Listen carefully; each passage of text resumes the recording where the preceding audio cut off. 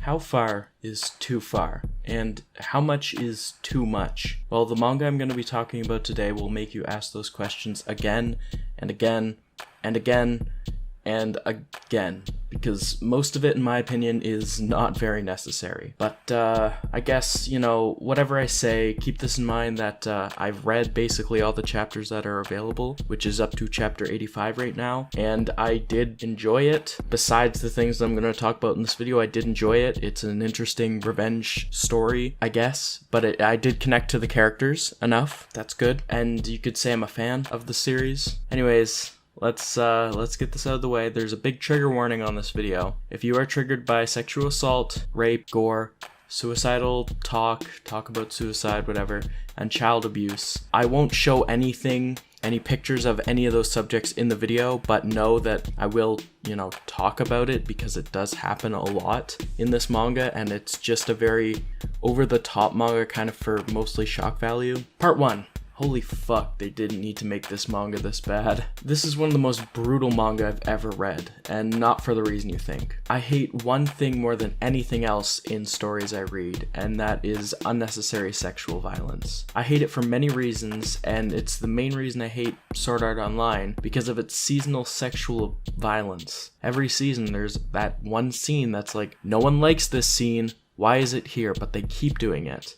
I don't like SAO. This manga uses a lot of it for no other reason than this guy is bad. That's it. And that's something that rubs me like way the wrong way. Super the wrong way. Even though I called myself a fan, I still hate that aspect of the manga. Like it just bothers me to high heaven and back. And I understand that there, has to be some violence beyond physical violence and like gore violence that helps establish these characters as what they are, which is just evil incarnate. But just the way it goes into such detail and the way that it shows it and makes you experience it is maybe part of why the manga worked, but it's also part of what it's gross. Manga is gross. And I think that a lot of the uses of sexual violence in stories can actually be just removed to the same effect, because most of it is really just unnecessary. It's unnecessary because actually the manga uses it at one point where you see a bad guy approach a girl, and then you see the main character come up and she's bleeding from down there, and that's effective. That was like, oh, you messed with the wrong person. That was not the person you were supposed to violence against. No. But the manga goes on to just show the scene in its entirety. Like, bro, we already got mad. We already got it. The message was already delivered, and now you're just delivering it again for no other reason than to have a rape scene in there. It's off-putting, to say the least. I hate when things do that. And, super quick, spoiler-free summary of the manga is just basically a boy, the main character, is being bullied by 5 kids, and they're all like called very evil in the first chapter, and they do something to his family, which ends up with him living with his grandpa and leaves his brother in a vegetative state. And then he goes to train with his grandpa, trains him to be a killer like the people who he hunts. Anyways, yeah, the key word is evil, because this manga explores the nature of evil, and I get that. I feel like there's going to be people, in the back of my mind, I'm telling myself, there's going to be people that are like, it's just how the manga has to convey its message. And there's moments in this manga where I totally agree that it's just that you don't need to show it in its entirety. The message is still very effective, if not even more effective, when your imagination is left to fill in the gaps.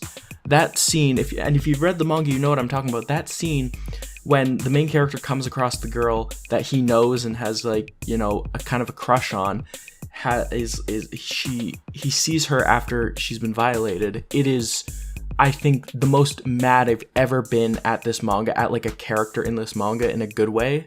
Like, I really wanted him to get revenge. But showing that scene later on, showing what actually happened when he wasn't looking, was just needless. I already hate his guts. I don't need to see it. And I just skimmed through it because it was just unnecessarily brutal. And we got it. I got it.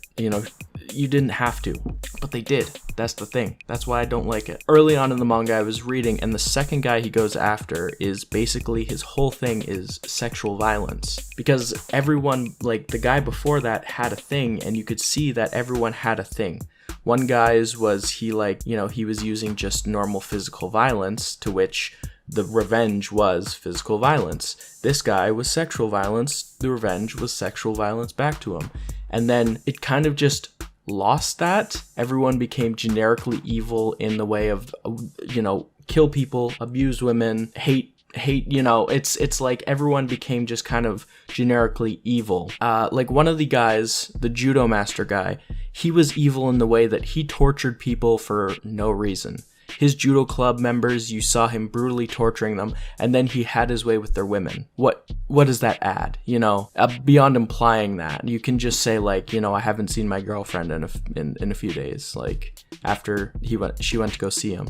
It's very, I think it's better to have uniqueness among the perpetrators than have them just be all evil in the same way. Because the guy whose whole thing was that he was running a prostitute ring and that, he had someone locked up in his basement and stuff, that guy was interesting.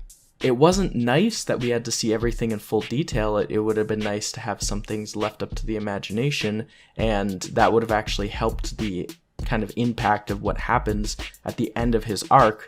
But it's just needless after that. It's needless to show it and to flaunt it as like, oh, we're edgy, we do this, and it's bad. I'm very resistant to gore. I can tolerate a lot of drawn gore. It's whatever. And is that a bad thing? Yes. If I was like more squeamish, I might be going against gore, but it's a very normal thing in manga, even in manga that are not particularly edgy or that use fear. But I have to draw a line at some point, and the unnecessary sexual violence that this manga displays it's way over the line. And I think that at the end of the day, at the end of this video, even though I did call myself a fan, and I do call myself a fan, I think that it's very necessary for me to allow myself to call this unnecessary. It's necessary for me to realize that even though I like this manga, there are things deeply wrong with it. Deeply wrong. That should not be displayed in those manga, in this manga as it is, in such vivid detail. Maybe it's just my proclivity for storytelling, how I like to tell stories, but I think it's just too much. Anyways, I hope you guys like this video. Comment your opinions, thoughts on this manga. I'm very interested to see what other people have to say. And yeah, make sure to like and subscribe to the False Mind channel. I'd appreciate it. It gives me a nice little hit of serotonin, happy chemical. Have a good day and peace.